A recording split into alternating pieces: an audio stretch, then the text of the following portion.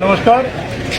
देखिए, आप लोग जो इशू लेके आए हैं, एक भारतीय होने के नाते इतना निश्चित है कि आप लोगों का जो इमोशन, जो सोच, जो भावना लेके आए हैं, उसका मैं पूर्ण तरह से इज्जत करता हूं, उसका सम्मान करता हूं और उसी भावना के साथ आप लोगों के साथ खड़ा हूं।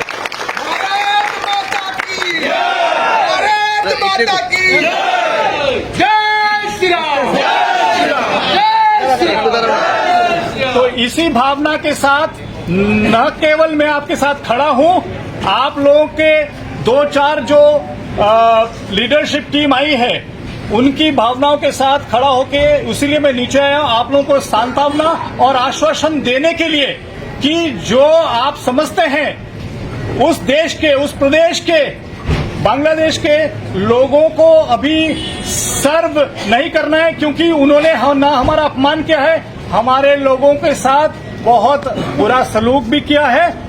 इसी भावना के साथ मैं आपको आश्वासन देता हूं कि हम उस देश के लोगों को कोई भी सर्विस नहीं दे रहे हैं और उनको सर्व नहीं कर रहे हैं।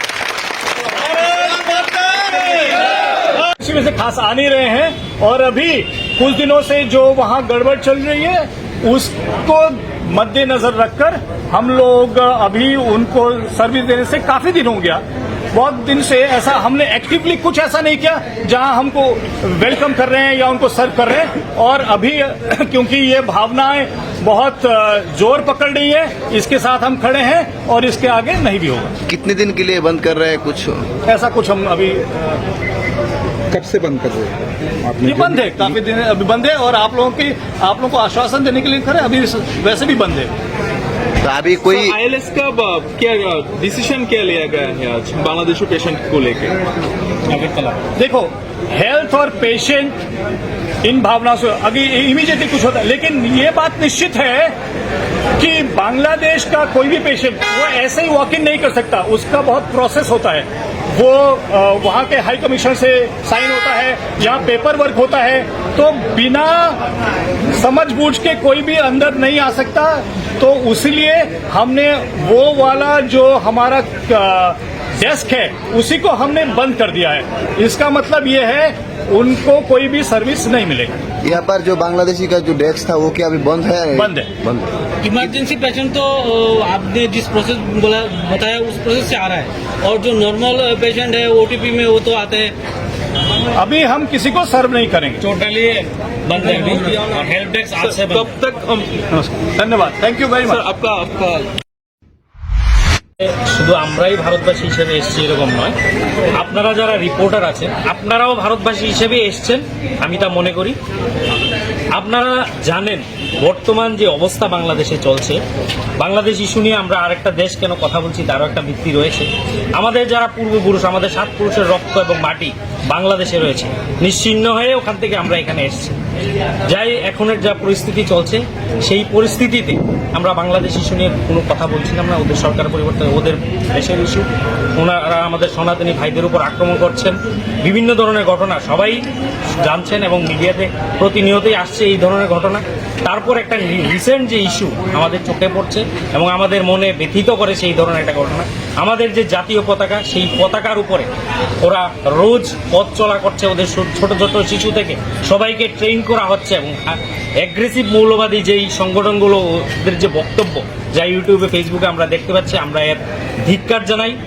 এবং যে পতাকার অবমাননা ওই দেশে হচ্ছে প্রত্যেকটা ভারতবাসীর বুকে একটা আঘাত চিরছে, তারই প্রতিবাদে আমাদের আগরতলা আইএলএসে বাংলাদেশে প্রচুর পেশেন্ট, আমরা কোনো জাতি, কোনো ধর্ম, বর্ণ এইসবের বিরুদ্ধে নই, কিন্তু ওই দেশে যেই ধরনের ঘটনা ঘটছে তার প্রতিবাদেই আমরা এখানে এসেছি। আমরা কর্তৃপক্ষের সঙ্গে এখনই আপনারা দেখেছেন কথাবার্তা বলেছি, ওনারা এগ্রি হয়েছেন। ওনাদের এইখানের যে হেল্প ডেস্ক রয়েছে, বাংলাদেশ হেল্প ডেস্ক আজ থেকে খোলা হয়েছে, আমাদের সামনে এইগুলো শেষ হয়েছে এবং তারা আশ্বস্ত করেছেন আমাদের প্রত্যেককেই যে ওনারা আগামী দিনে আর বাংলাদেশের পেশেন্টকে যতদিন না এই পরিস্থিতি বা বাংলাদেশ আমাদের কাছে মাপ চাইছে বা কোন ধরনের সুরাহার হচ্ছে, ওনারা এইখানে বাংলাদেশের কোনো পেশেন্টকে আর কোনো পরিষেবা দেবেন না।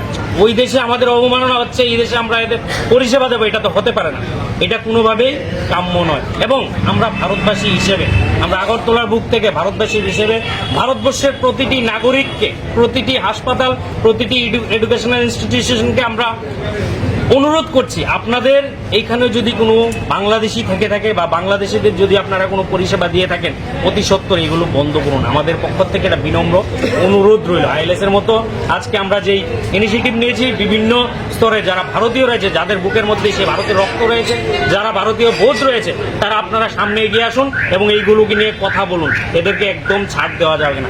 আগামী দিনে এইগুলো নিয়ে কথা বলবে, হয়তো ভারত সরকার এইসব ইস্যু নিয়ে কথা বলবে, কিন্তু আমাদের যতটুকু করণীয়, আমরা এইখান থেকে আখাউড়া বর্ডার পর্যন্ত যতটুকু যা করণীয় আমরা সবটা করব এবং আমরা আগামী দিনেও এই ধরনের আন্দোলনকে আরো তীব্র থেকে তীব্রতর করব। মশলা হাতে নয় চামচে তুলুন। লংতরাই গুঁড়ো মশলার প্রতিটি 250 গ্রাম প্যাকেটের সাথে 1 চামচ ফ্রি। লংতরাই গুঁড়ো মশলা, রান্নায় তোমাকে চাই।